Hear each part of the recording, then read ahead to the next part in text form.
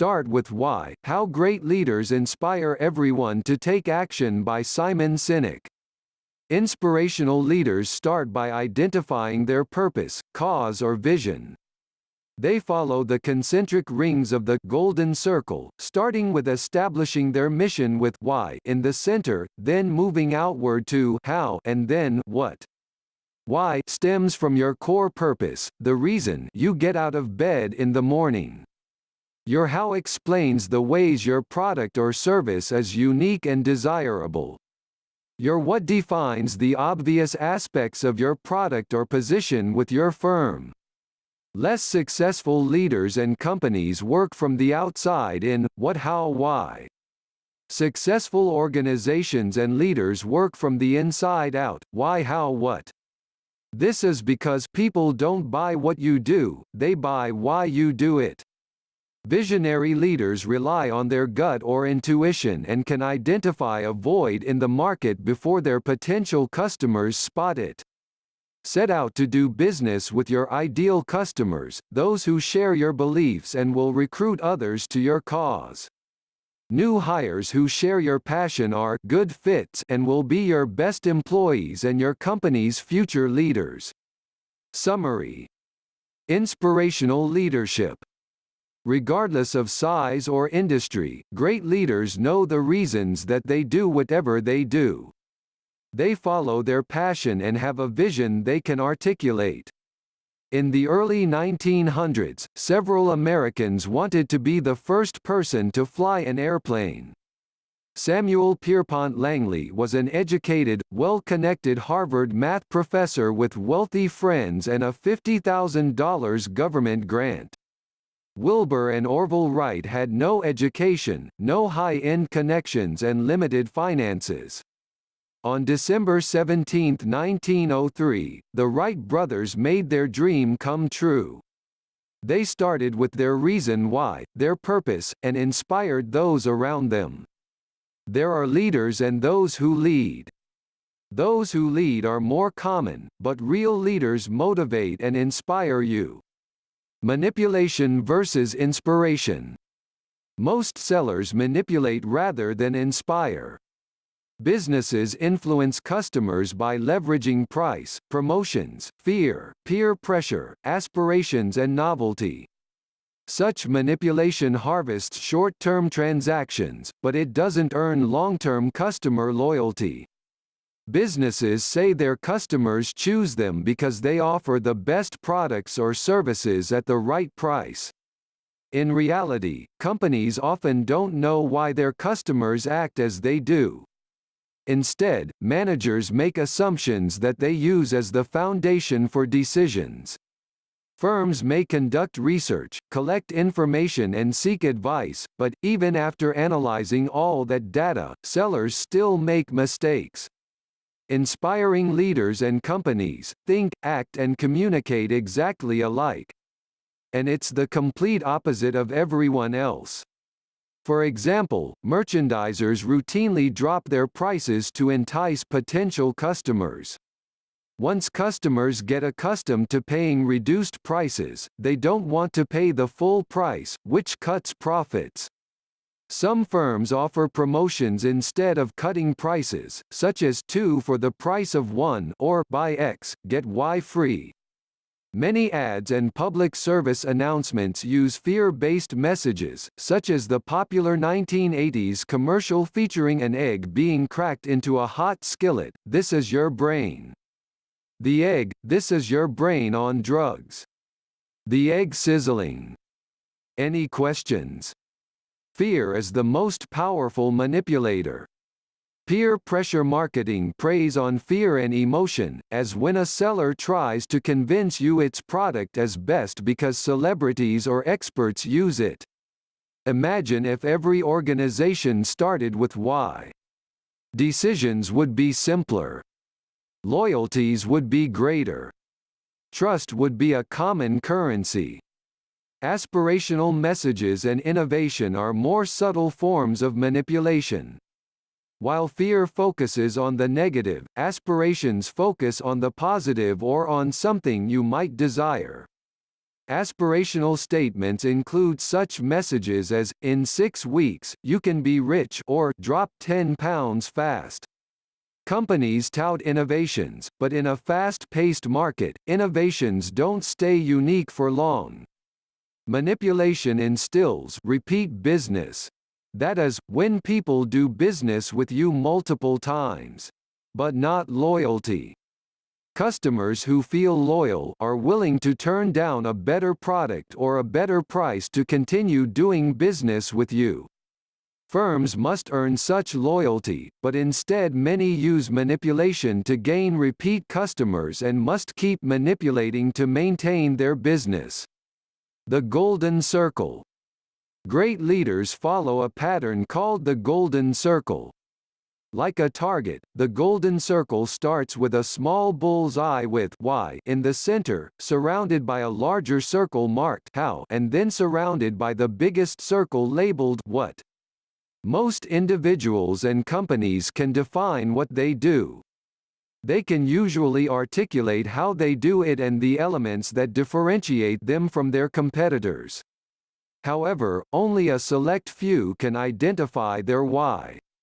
There are only 2 ways to influence human behavior: you can manipulate it, or you can inspire it. When it comes to marketing, most companies pursue the standard what, how, why approach. They should reverse the order, explaining first their why and their how, and then their what. For example, if Apple were a typical company, its ads might read, "We make great computers.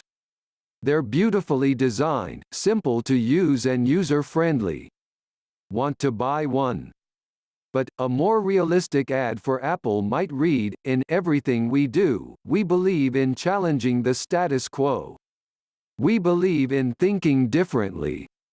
The way we challenge the status quo is by making our products beautifully designed, simple to use and user-friendly.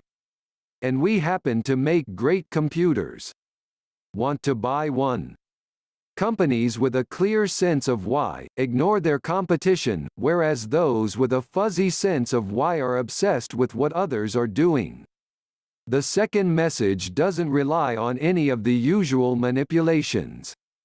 Apple has loyal customers who believe in the company's philosophy. Other technology firms might make beautiful, simple products, but Apple resonates with customers because they appreciate its vision. Leaders who define their companies according to what they make or how they make it paint themselves into a corner. Without realizing it, they become just like everyone else and compete on price, quality, service, and the like. Each new competitor in the marketplace makes it harder for those organizations to differentiate their offerings, and the manipulation must begin anew. Gut decisions. Consumers want to do business with those they trust, so they seek companies that seem to share their values and beliefs. These sellers make shoppers feel part of something bigger than themselves. People make instinctive decisions based on emotion. Specifically, the basic, emotionally driven limbic brain makes gut decisions before the higher level, more rational, deductive neocortex comes into play. When people make complex decisions, they tend to dismiss objective facts and figures and rely more on instinct. The goal of business should not be to do business with anyone who simply wants what you have. It should be to focus on the people who believe what you believe. Neuroscientist Richard Restack, who writes about the power of the limbic system in The Naked Brain, says that when people are forced to make decisions based on data alone, they take more time and usually overanalyze the situation. He believes gut decisions tend to be faster, high-quality decisions. Choices that aren't rooted in emotion can lead people to doubt whether they made the right decisions, but those with reliable gut feelings seldom second-guess their choices. If there were no trust, no one would take risks. No risks would mean no exploration, no experimentation and no advancement of the society. Great leaders rely on their instincts or intuition. They can identify a void in the market before their customers detect it. In the 1970s, San Antonio businessman Roland King decided to replicate the success of a short-distance, low-cost airline named Pacific Southwest. King had an unlikely business partner, Herb Kelleher, his divorce lawyer and friend. Pacific Southwest served California, and King and Kelleher's new Southwest Airlines initially served only Texas by providing flights linking Dallas, Houston and San Antonio. But King and Kelleher wanted to appeal to the common person by creating an airline that was cheap, easy to use and fun. They saw their main competition as ground transportation, not other airlines. Southwest became a business legend by remaining profitable every year while other airlines struggled. United and Delta tried to copy Southwest's model by creating their own low-cost air carriers. Both failed within 4 years because they didn't follow their own sense of mission or purpose. Building trust. Building trust with customers has two components. First, build trust with your employees and then back your words with actions. Continental Airlines suffered trust issues in the 1980s and 1990s until the arrival of CEO Gordon Bethune. Continental ranked last in on-time arrivals and customer satisfaction and suffered from high employee turnover. Bethune did away with the locked doors on the executive suites at corporate headquarters and made himself accessible to employees. He often worked alongside them, even handling bags when necessary, and he instilled a team-oriented culture. Bethune set out to fix Continental's abysmal on-time performance record, which was costing it $5 million a month in extra expenses. He offered every single employee $65 each month that the airline ranked in the top 5 for on-time performance.